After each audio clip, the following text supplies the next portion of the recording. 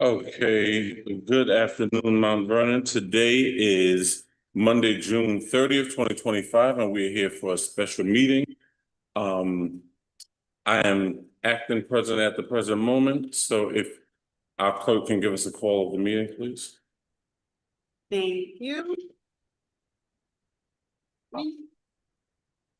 This is a city council special meeting scheduled today, Monday, June 30th at 4:30. We are here in the city council chambers, room 206, for the purpose of an ordinance authorizing two employees of the Board of Water Supply to attend the 2025 One Water Summit in Pittsburgh, Pennsylvania, July 8th. That was wrong.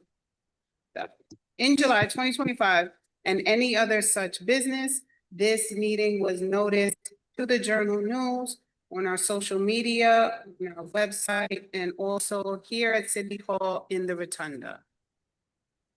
Thank you so much. Before we begin, if we can stand for the pledge, led by Councilman Boxill. Pledge allegiance to the flag of the United States the of States of America, America, to the to the republic for republic which it for which it stands, stands, one one nation, under God, indivisible, liberty and justice. that.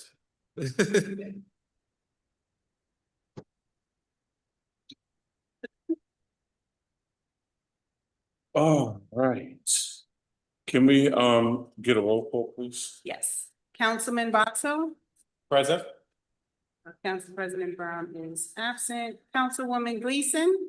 Present. Councilman Potteet? Present and vote. Thank you. Acting President Thompson? Here. Thank you. Thank you. We'll go right into legislation and public works. Listen. Thank you, Acting President. Item number 1, Water Department, an ordinance authorizing attendance at the 2025 One Water Summit in Pittsburgh, Pennsylvania. So moved. Second. On the question? Hearing none, roll call. Councilman Boxell? Aye. Councilwoman Gleason? Aye. Councilman Potteet? Aye. Acting President Thompson? Aye. Item number 2, City Council, a resolution of the City Council of the City of Mount Vernon, New York, honoring Jacqueline Jones. So moved. Second. On the question? Hearing none, roll call. Councilman Boxell? Aye. Councilwoman Gleason? Aye. Councilman Potteet? Aye. Acting President Thompson? Aye. We're gonna move right into public safety and codes. Great. Thank you, Council President. Item number 3 from Buildings, an ordinance authorizing the establishment of time limits on dormant buildings department application. So moved. I'll second. On the question, Yeah. Boxer? Thank you. Councilman Potteet, could you just explain one more time what is the purpose, the real purpose behind this, and how does it play out in actuality? Yeah, I'm happy to. So, 3.5 years ago when I started on council, and I'm sure this issue has been there well before, there were applications with the buildings department going back years. But worse than that, a lot of their time was being taken up trying to address these applications that the client had pretty much abandoned. And so versus being able to work and have all their resources on new applications, they were trying to figure out what was happening with these very old applications where the clients weren't all that interested in moving forward.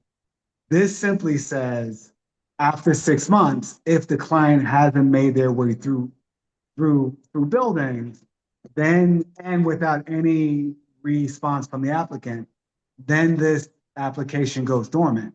What that does is that lets the staff and buildings focus on new applications and clients that are interested in moving forward. Okay.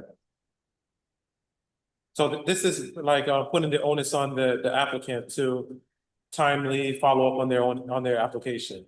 Exactly. And sorry for being verbose and not as straightforward as you were, but That's what's happened, which is that maybe 25% of their time, 20% is being taken looking at old applications where the client really doesn't have a sense of urgency.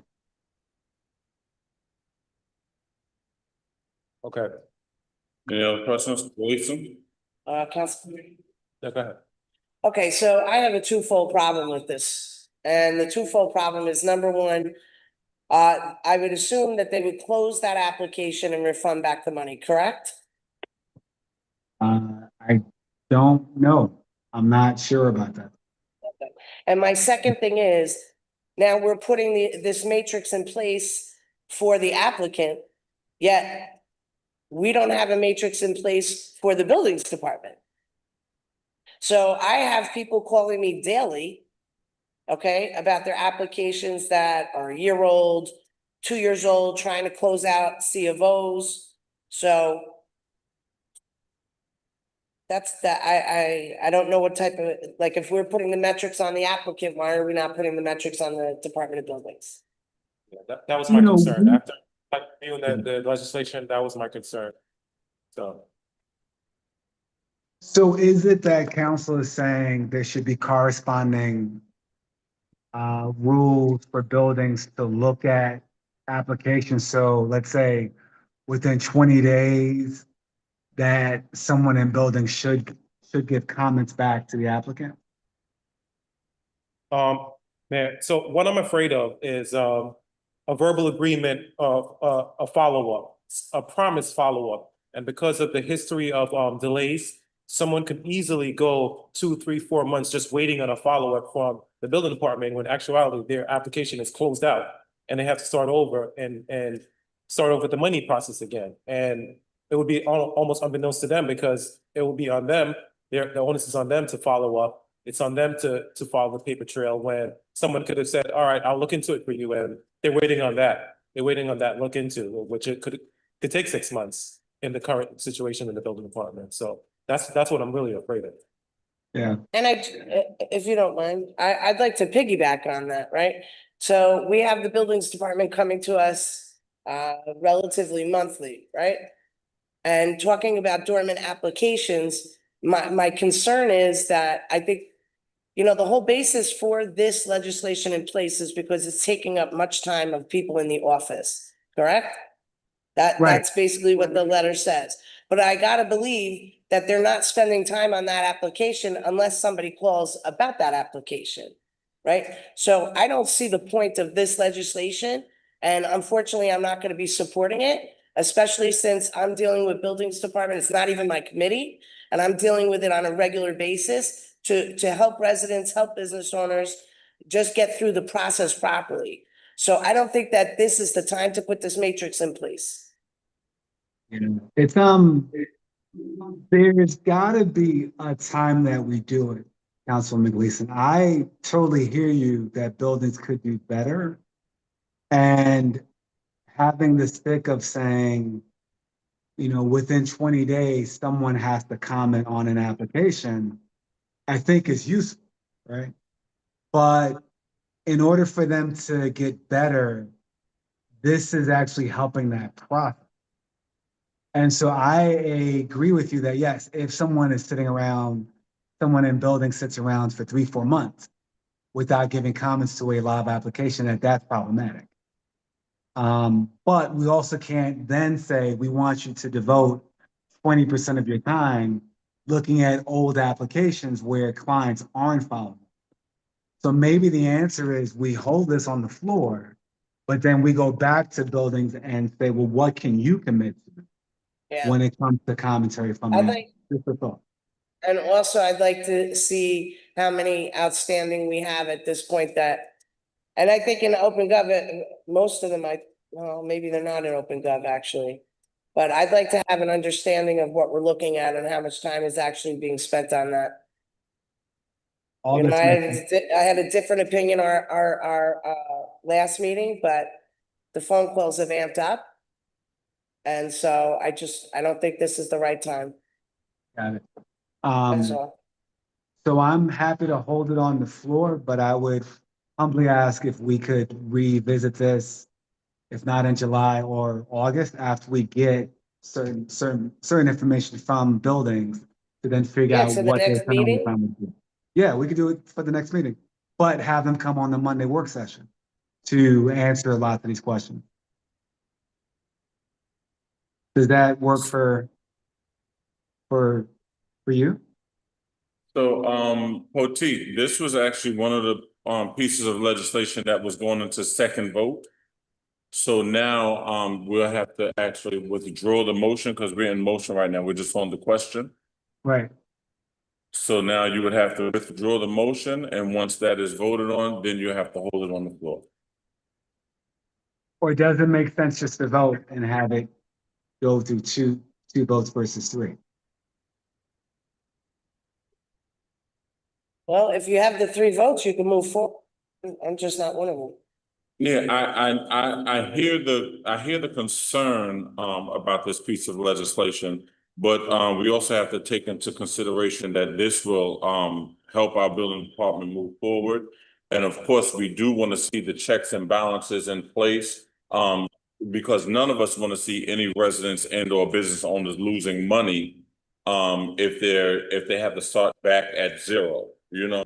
So, that's a major concern. So we do want those checks and balances, in place.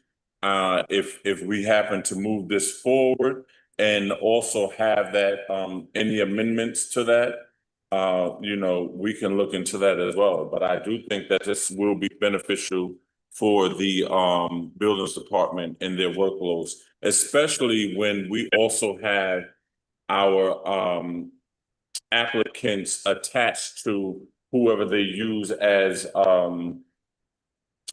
construction workers or whatever workers they're using. They can actually see where they are in the process with everything that's going on with their application. So, that's just to take into consideration, but it's at the pleasure of the council. What would y'all like to do? Would y'all like to recall that, motion and hold it on the floor, or would you like to move it forward? Given that this is a second vote, I would say let's try to move it forward. Okay. So, I mean, like I was saying, there's a number of questions I think should be hashed out for. Because even notice, I mean, what kind of notice are we gonna be sending out? If we're saying someone's application is gonna terminate in 6 months, because I personally. That part I happen to know because I've asked those questions with the Yeah. buildings department. They have had done several reach outs regarding dormant applications, so in that respect, they have. I just think I feel like we need more information. That's just my opinion. Mhm. If there's 3 votes, by all means, Yeah. move forward with it. Not You know? a, because if you're saying no, and I'm leaning towards no as well, so there's not a place. Council President just joined online though. Yeah. I see Council, President Brown online as well, if she wants to chime in regarding this. Should I? Okay, Okay, so I'm gonna make a motion to withdraw the motion. Second. okay, on the question? Just to note that I would like to see a number, how many dormant applications are we speaking about? Like what Councilman Boxill said, what was the type of reach out to them? Like, have they reached out 3 times? Which I think they have documentation. I believe they did email, certified mail, and phone call, if I'm not mistaken, the last time I met with buildings and asked about those applications, but that was a couple months ago. And just how much time is actually taken with these dormant applications on a regular basis? At least those are my questions. Okay, and that's fair, so what? So yeah, the way legislation is written, they're not getting refunds. And notice is not required. It said the building may, but is not obligated to notify applicants before declaring the application invalid due to dormancy. So they're not required to even notify the folks. So I know people personally right now that are waiting on a response from the building department. It's been more than 6 months. And they could close their application and not knowing that their money is not going to be refunded to them. And no notice was sent out to them, and we're legally allowing them to do that, so I can't support it written in the current. Agreed, and That's we, fine. and we do know that becomes costly to the applicant. Right. So, what I would encourage us to do is jot down what our ask is and, send that to the buildings department, so when it comes before council again, it would specify everything that we're asking for. All right? Roll call. Councilman Box Hill? And this is to withdraw. This is to To withdraw the withdraw, motion. yeah. Aye. Councilwoman Gleason? Aye. Councilman Potteet? Aye. Acting President Thompson? Aye. Thank you. And, Got it. if you can hold this on the floor now, Potteet? Will do. So I would like to make a motion to hold item number 3 on the floor. Second. On the question? Roll call. All right, this is to hold item number 3 on the floor. Councilman Box Hill? Aye. Councilwoman Gleason? Aye. Councilman Potteet? Aye. Acting President Thompson? Aye. Item number 4, an ordinance authorizing the amendment of ordinance number 18 adopted by the city council on February 11th, 2025, entitled an ordinance requiring code enforcement officials to attend the New York State Building Officials Conference, NYSBOC, for mandatory in-service training. So moved. Second. On the question? Just a Please. statement.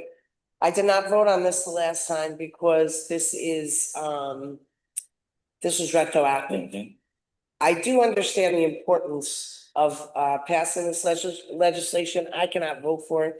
It does go towards, it wasn't a mistake in the office. But this legislation was in February, we're now in June. And I feel like it should have been caught way ahead of time, but it does go. I don't want to prevent anybody else from voting for it. I want to try and influence you, but it goes towards their continuing education. And it happens to be for the deputy commissioner. So it was an error by a secretary in the office excluding her, even though she participated. Anything else on the question? Hearing none, roll call. Councilman Box Hill? Aye. Councilwoman Gleason? No. Councilman Potteet? Aye. Acting President Thompson? Aye. And that was a second vote for that, so that passes. Yeah. And, do we have anything else to come before this council? You know, the pertinent information, no? I'm sorry. Sure, clerk? I just want to know, let you guys know that, you guys approved for me to go to an educational training and I applied for the scholarship and I got the full scholarship, so it won't cost anything to the city of Mount Vernon. Oh, excellent. Congratulations. Can you give us more information on the training? It is, it's educational requirements to pursue a certified municipal clerk certification. Congratulations, that's awesome. Nice. That is awesome. Any Gleason, Boxer?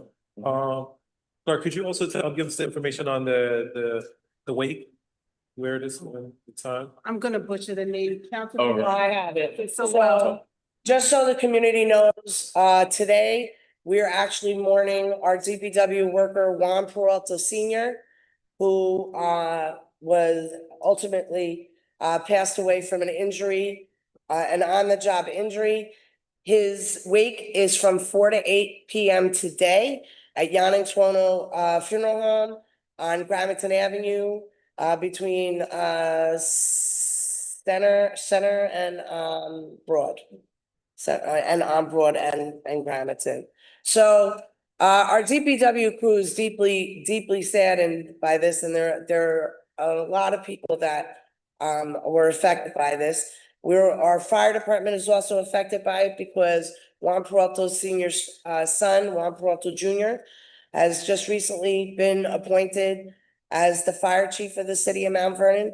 So we mourn with everybody and we will be there to give our condolences. We've also put together a letter for the family from all of us. Anything else? Potteet, you have anything? So I'm headed over there as well, so. No? Okay. If someone can make a motion to adjourn I make a motion to adjourn. Second. on the question, hearing none, roll call on adjournment, please. Yes, Councilman Box Hill, Aye. Councilwoman Gleason, Aye, Councilman Potteet, you're muted. you're muted. Aye. Thank you. Acting President Thompson. Aye.